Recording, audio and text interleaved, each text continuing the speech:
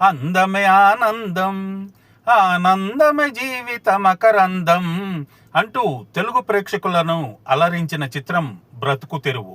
నట సామ్రాట్ ఏఎన్ఆర్, మహానటి సావిత్రి తొలిసారిగా జంటగా నటించిన ఈ సినిమాలో ఎస్వి రంగారావు, శ్రీరంజని, రేలంగి, సూర్యకాంతం వంటి మేటి తారలు ఇతర ముఖ్య పాత్రలో ఆకట్టుకున్నారు. రామకృష్ణ దర్శకత్వం వహించిన ఈ చిత్రానికి సిఆర్ సుబ్బరామన్, ఘంటసాల మాస్టారు స్వరాలు సమకూర్చారు.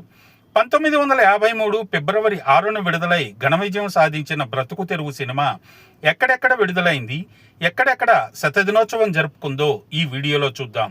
ముందుగా రిలీజ్ సెంటర్స్ డీటెయిల్స్లోకి వెళితే నెల్లూరు మణి, తెనాలి వెంకటేశ్వర, గుంటూరు ప్రభాకర, విజయవాడ లక్ష్మి, మచిలీపట్నం బృందావన్, రాజమండ్రి కృష్ణ, కాకినాడ మినర్వా, విశాఖపట్నం లక్ష్మి, విజయనగరం బొద్దు, బళ్ళారి ముబారక్, అనంతపూర్ శ్రీకరం, చిత్తూరు గురునాథ్, బెంగళూరు శారద, బెంగళూరు హిమాలయ, బెంగళూరు జైశ్రీ, బెంగళూరు రూప్ మహల్, మైసూరు ప్రభుదేవ్.